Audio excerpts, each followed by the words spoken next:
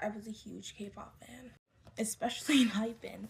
Like, look at 1, 2, 3, 4, 4 in Hypen albums, and then twice, and then the other K-pop group in Kepler, and then Lilah. So I've been a fan, and I can even show you like my old Spotify, like like Wrapped, and my old like music taste. Like I was a huge fan of K-pop. Like it started March 2020, so I was around grade 5. Like I did listen to like Gangnam Style, but come on, I was in kindergarten when Gangnam Style came out. So basically I like was just scrolling on YouTube, and then I found Kill This Love by Blackpink. It just came up in my search recommendations. I don't know why they recommended me this. I guess maybe because in middle school I was a huge fan of Ariana Grande, so they gave me something similar to that. But anyways, found Kill This Love, and I absolutely loved it. I was so like, it was just something about it that just was so unique and so different from what we've been getting when you listen to more pop music, and that I was just so like, oh my god, I love this, I need more of this. So I was binge watching all the other songs, Boombaya, D4, like I was just so into it and stuff like that. And then I started looking into BTS. I think my first BTS song I've ever listened to was DNA. Oh my god, like old K-pop. Like I'm talking about old K-pop. Like I was actually in it. No, when maybe the what people call the golden era of K-pop, and maybe around 2016ish to 2021. I was only there for like 2 years of it. Like for the rest of the time, I was in grade school. But going back to listen to it, old K-pop was something else. Like when I talk about old K-pop, I'm talking about like during that time frame. So maybe like fourth generation K-pop, something else, bro. And I remember in grade 7 I really got into ITZY. Grade 7, grade 8, I was a huge fan of ITZY. I still, even though I don't really listen that much to K-pop anymore, even though I don't really listen to K-pop that much anymore, ITZY are my girls. Like I love Untouchable. Okay, that's getting besides the point, but I loved ITZY. Like there's just something about ITZY that just really stood out to me and stuff like that, and also K-pop as a whole. And then I was looking to other groups, and I found enhypen. Huge enhypen fan. Like I wonder if you guys keep guessing what my bias was. I hope it's obvious. But it feels like when enhypen, like when I first discovered enhypen, my first song from them was Drunk Days. Drunk Days is an absolute masterpiece, I tell you guys. Like this Drunk Days, like literally made me want to get this album. It's not my first K-pop album, it's my second, but Drunk Days is just that, girl. Drunk Days is, and this whole album in general was just, but yeah, video stop, but I loved it. There was just something about enhypen that made them stand out. So I've been a fan ever since 2022. I've been a fan, like around April 2022. And then they started releasing their other music. I was eating that up, like I tell you. I was eating that up. Like I loved enhypen down. But I don't know. I maybe it could also be that I was getting older too.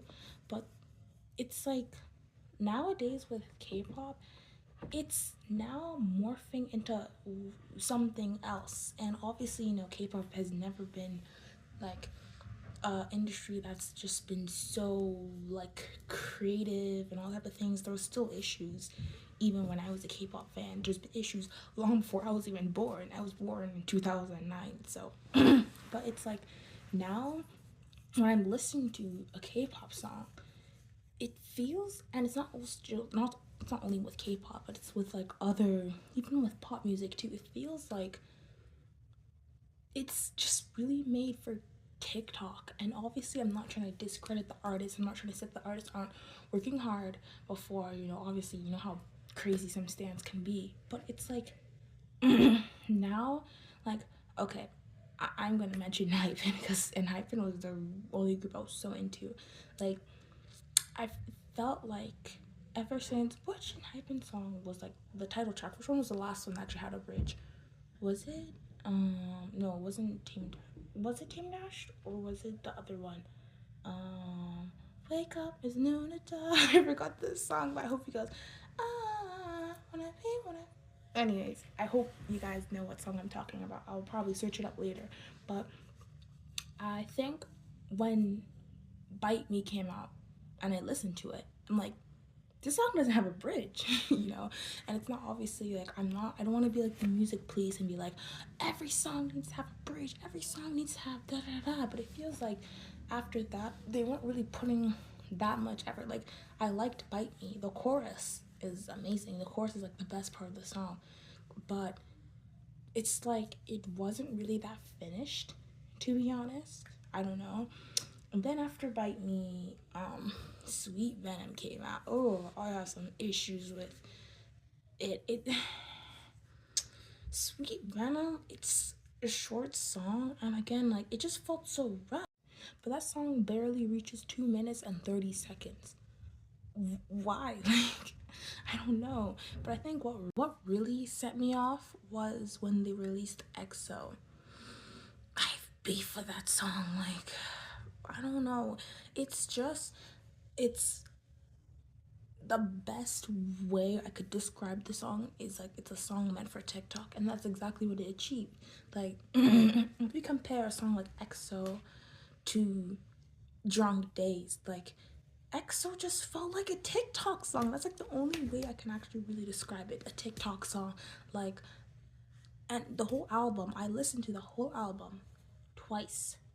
There's only one song on the album that I actually liked, which is really different from me because I told you guys, I love enhypen. I love enhypen down. Like, I would listen to all of their songs. I loved all of their songs. Like, genuinely. I would always say enhypen never had a bad song. But it's like with the new album, the only song I liked was Brought the Heat Back. I personally felt like Brought the Heat Back should have been the title track, but whatever. Getting far from the point. But again, like, EXO just felt so undone. It's not that memorable of a song. The only thing I remember of the song is EXO. It's not. I just forgot about it, honestly. And that's just honestly what it really. Maybe it's because I'm not the same graded girl that was obsessed with K-pop, but like, like, even the whole industry as a whole, like, it's just been so boring. Like, it's so boring. It's just everything's just morphing into the same TikTok that song, and they're just trying to appeal to the Western market, and it's like, why? Like, the way how K-pop was before, that's what made it special. That's what made it interesting. Like, before, like 95% of what I listened to was K-pop. Like, because K-pop is just so diverse. There's just so much in it. There's so much about it that made K-pop special. But now they're just morphing into each other, and they just want the same Western, like, just chasing TikTok. And the thing is, the TikTok, like, yeah, you can get noticed on TikTok, but there's been issues with artists that even pop off a TikTok because it's like, okay, you blew up on TikTok, now what? TikTok is not gonna get you a solid fan base. TikTok is not going to help your career in the long run. Yeah, you're gonna have a lot of people you're gonna blow up. That doesn't mean like people know who you are. Like, that's what I feel like. They're just chasing TikTok. TikTok is not everything. Okay, TikTok was banned for, like, TikTok could get banned soon. I know the whole ban thing that happened, but if TikTok gets banned, then what? Then these companies have to actually think about what they have to do. Like, I don't know. Like, and like, companies just tend to think that, oh, because they blew up on TikTok, their group is gonna be so popular. No, like, any random shit can blow up on TikTok. If it's catchy, it's probably gonna blow up online. So the way how they're chasing is validation. And the thing is, like, the industry, the K-pop industry really can't, like, if they're like, they want to be part of the Western, but they don't want to follow Western standards. Like, I know it's not K-pop, but it's just the Korean industry. Me and my sisters aren't really into K-pop. Like, they do know songs, but they weren't like as a fan like I was. We're talking about Squid Game with Thanos, right? And how Squid Game, how the actor Top, he got canceled for, like, and we're just talking about how that's so stupid. It's stupid. Like, but of course in the Korean industry, the way how they do it and the way how Westerners do it, it's obviously gonna be different. So it's like, if you wanna come follow the Western standards, you have to be on the same level of standards as us. And already, like, a lot of people in the West have like this issue with K-pop, especially. Like, a lot of people tend to talk about how the industry, like, people just look the same, and of course obviously there's some racism behind it, but like, now especially with the Korean beauty standard, everyone wants to be the same. Everyone wants to be a Wonyoung, everyone wants to be a Jin, everyone wants to be, and it's like, we need originality, because if you look in the West here, obviously it's not, there are problems, but we have artists that are so unique. Like, let's look at the main pop girls, for example. Tyla, Sabrina Carpenter, Chapel Rowan, Charlie XCX. Like, they're so unique, but they're still able to capture so many people that are interested. I listen to all of those artists, girl. Like, but K-pop, they're just was copying. Like, I still remember when Tyla released Water. Then after that, so many groups started releasing similar songs, and it's like now they don't have an identity. Like, I feel like if enhypen actually continued with their concept, I know they're still doing their vampire thing, but if they actually really actually continue, like, went the same route that they went to for Drunk Days or Give and Taken, I feel like they actually could be really popular over here, like, genuinely, if they obviously play the game right. Like, they're an interesting group. Like, they just want to morph them into what everyone's doing, and it just obviously doesn't work that way. It's the same with like a lot of other issues in the industry, like with ageism and stuff like that. Obviously the West isn't perfect, but like, the average main pop girl now is like around, like, in their 20s, mid 20s, maybe late 20s.